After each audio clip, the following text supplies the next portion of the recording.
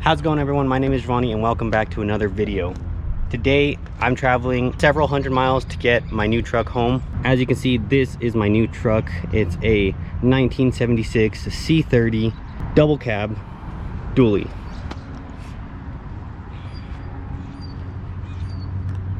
I picked this truck up in Colorado Springs, which is about 350 miles away from home. Stayed at a hotel last night and we're getting ready to head back home. I like to show you guys more of the truck, but that's gonna have to wait till I get home because we got to get moving. So let's go ahead and get her started.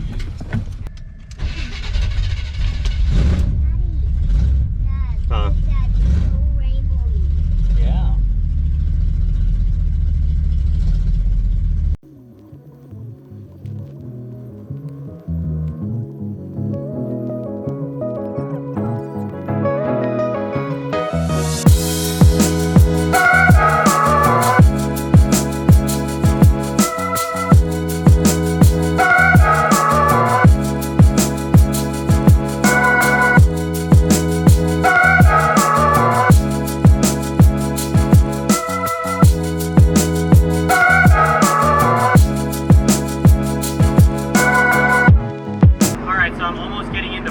Colorado. One of the owners before me was nice enough to put glass packs on this, and it is ridiculously loud. It's a 454 TH400, and I'm cruising right now at maybe 65. I have to keep my foot maybe a quarter way in it just to keep going, but if I accelerate at all more than this, it's like deafening. The previous owner had installed a nice sound system in here, but I can't really hear anything over the sound of the truck. I'm pretty sure there's a major exhaust leak on that side. I'm not getting any fumes, but I can pretty much hear all the exhaust. Say hi, Aries. That's my son Aries, and then I have Allie Mae sleeping in the back there. If you guys have kids, you should have them go subscribe to Aries' channel, Adventures of Aries. He likes to play Fortnite and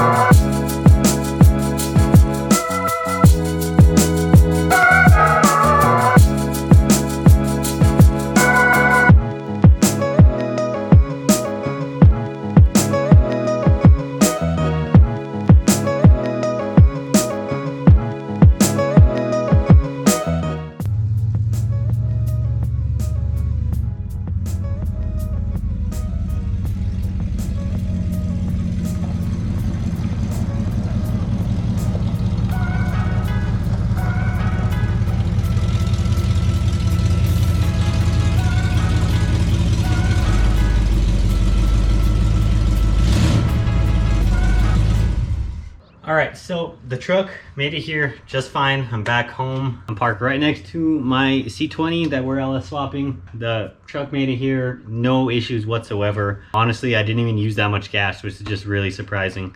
But now it's time to get you guys a closer look, show you guys the truck, give you guys a little tour. So let's go ahead and do that.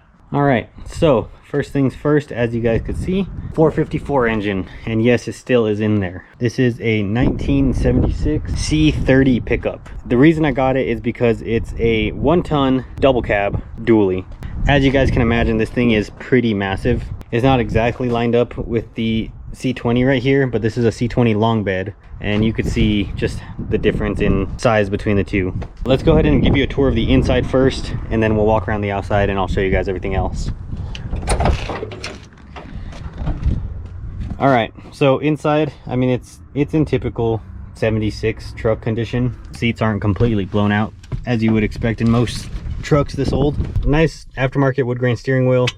Horn doesn't work, unfortunately, but basically nothing has been touched on the interior as far as the dash goes. As you can see, no hole cut in the dash, nothing like that. This truck is equipped with the dual gas tanks. However, the switch kind of fell through You can see the face cover for it right here, but it does work. I did use both tanks on the way back. I really only used one tank, but I switched them halfway through just to be sure that it worked. As far as the dash section goes, everything is pretty much untouched. It seems to be the same factory column. Nothing else really has changed up here that I can tell, at least. There are a couple additions in the interior. Did come with a sound system. I'll explain why it's a little pointless right now and how we're gonna fix that, but it does have a pretty decent sound system. Speakers on both doors. You can see right there, that's the gain knob for the subs in the back. There's also a switch right there, which I don't know what that's for.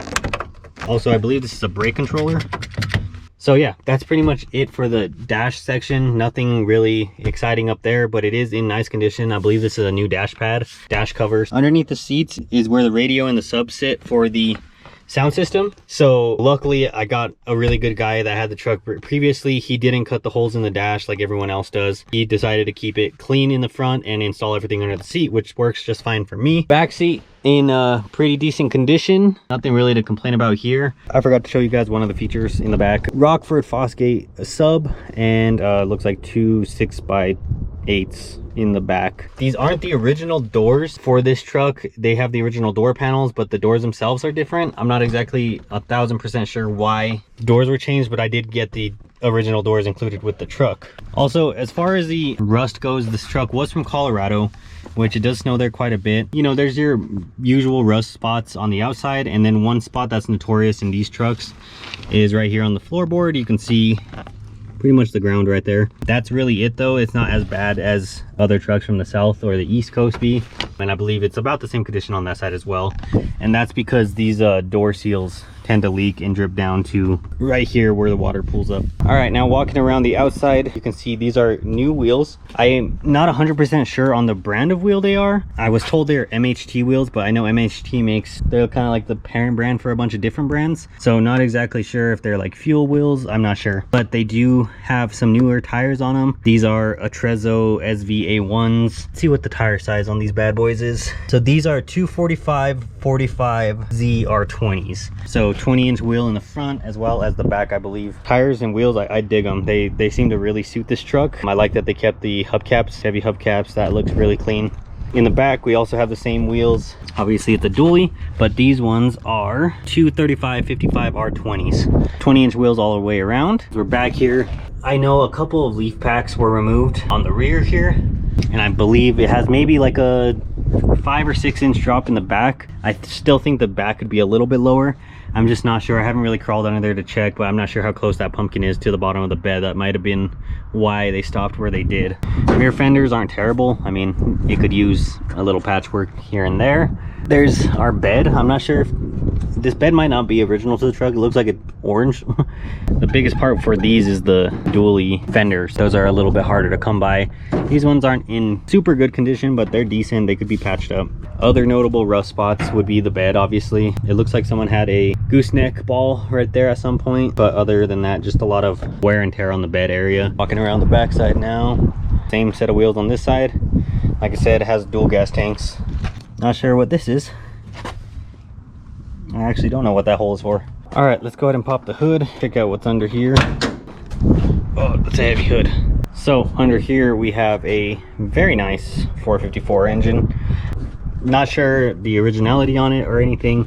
Don't know if this is the original engine that came with the truck. Don't really care. If you guys know anything about the channel, I'm not into nut and bolt restorations or anything like that. I mean, as you can see, I'm gonna need a new hood liner or just take this one off, to be honest with you. Hood insulation, whatever you want to call this. It does have factory AC, which is very nice. It worked very well on the way back from Colorado.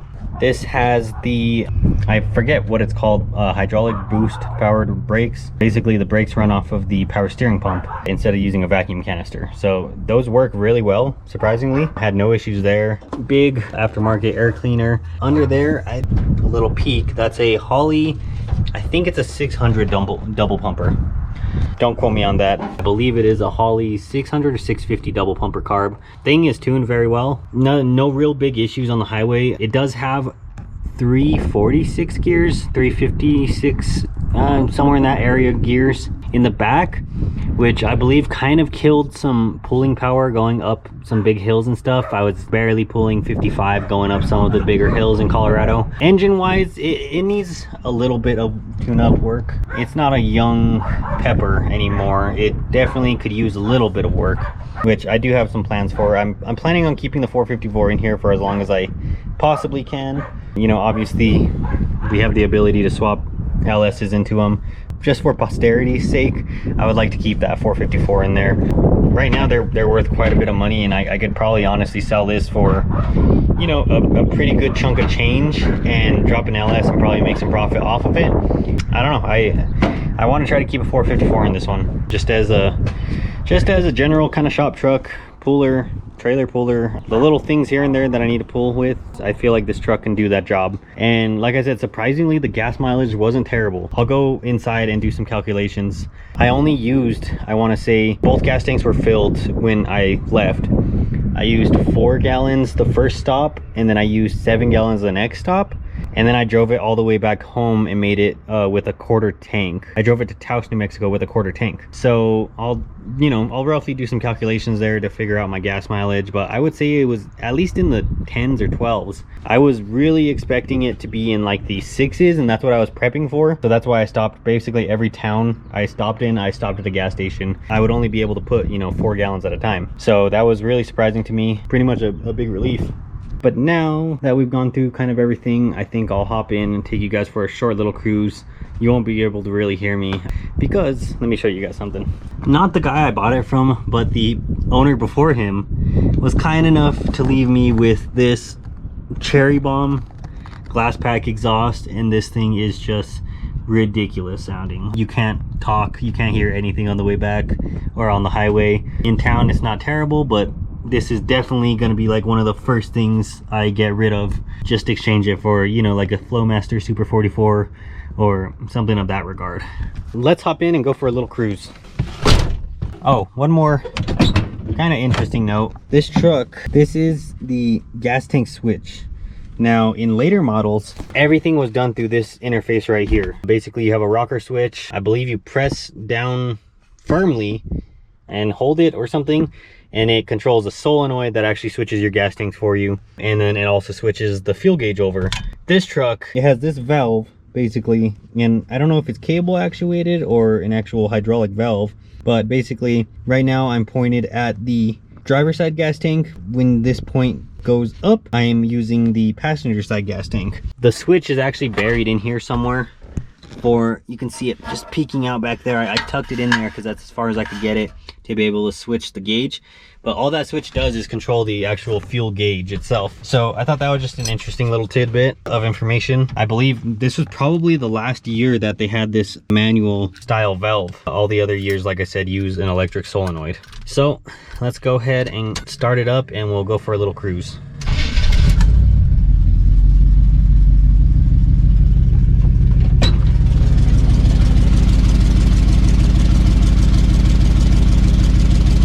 How well any of this is going to translate to you guys because I'm using a GoPro, but as you can tell, it's pretty loud on startup, but really where the loudness comes from is on the highway.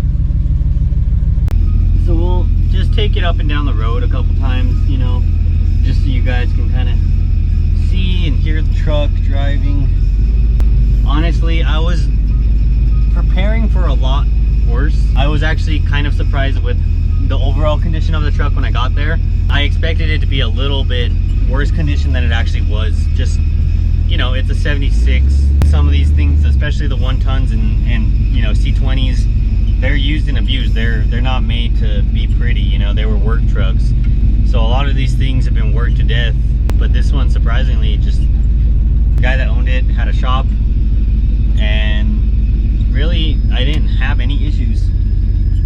I was a little worried at first because the temp gauge doesn't work, so I was, you know, a little scared to even go because the last thing I wanted was to overheat this 454 and, you know, lose a head gasket or anything like that. That would just be money down the hole basically. So I was a little skeptical at first of that, but you know, I made it here just fine. But overall ride quality isn't great. I mean, it's a 1-ton truck, so it's not going to be great to begin with. I think having less springs in the back doesn't do me any favors. And I believe also, I forgot to mention, the front has a drop spindle, I believe. So that's where the lowering comes from in the front. The front sits lower than the back currently. And the ride quality isn't terrible. Turning radius is basically none because the wheels are actually tucked under the fenders, so you can't do a full turn like you normally would be able to. That's fine though, I'm used to driving lowered cars. Speed bumps will destroy you. I almost hit the roof the first time I hit one because I kind of forgot that the truck was lowered. But other than that, I mean, it's a 76 C30, 1-ton pickup, dually. The thing is massive. I don't think the camera really justifies how big this thing actually is, but it's pretty big.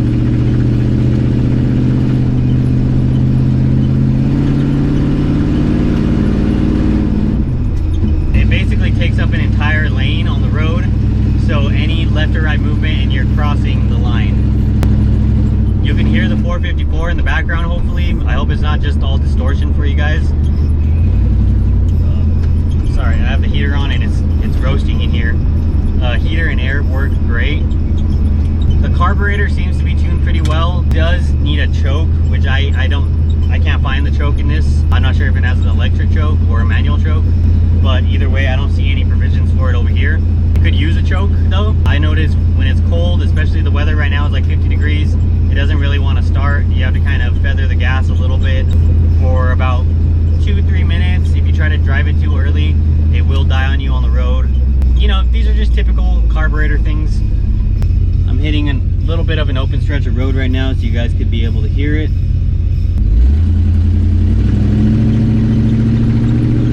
And I'm gonna floor it. It's not fast at all. I've never owned a 454 truck. Well, I've never owned a truck with the actual 454 in it, but not gonna lie, a little underwhelmed.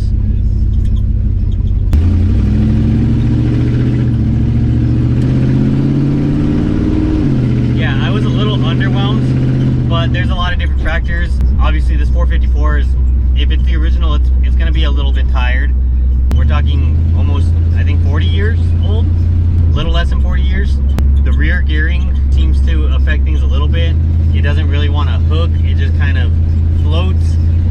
It has a TH400 3-speed, so you know that thing could be tired too, but you know, it gets around town just fine. It gets on the highway just fine. I was cruising here, the highest I hit was like 75. My speedometer is like 5 under, I think, so I cruised at 75, but that was like with my foot pinned all the way down to the ground and just trying my best to keep up with traffic. But you know, 55, 60, 65, no problems whatsoever. Going up hills slows you down a little bit. Also, there's like no coasting in this truck. Basically, as soon as you let off the gas pedal, you're dropping 10 miles an hour pretty quickly. Turn that off so you guys can hear me a little bit better.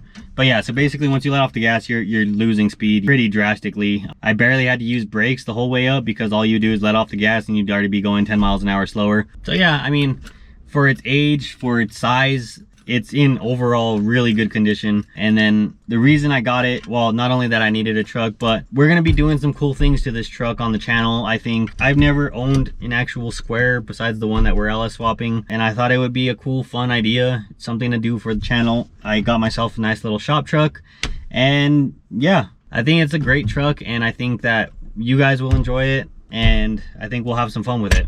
So as always, I hope you guys enjoyed this video. If you did, please go ahead and drop me a like, subscribe to the channel to see more of the truck. And as always, if you guys have any questions, any at all, you can hit me up on Facebook, facebook.com/Jovani Dante Griego, Instagram, instagram.com/Jovani Dante, or you can hit up my website, JovaniDanteGriego.com. I appreciate you guys for watching, and I'll see you again in the next one. Thanks.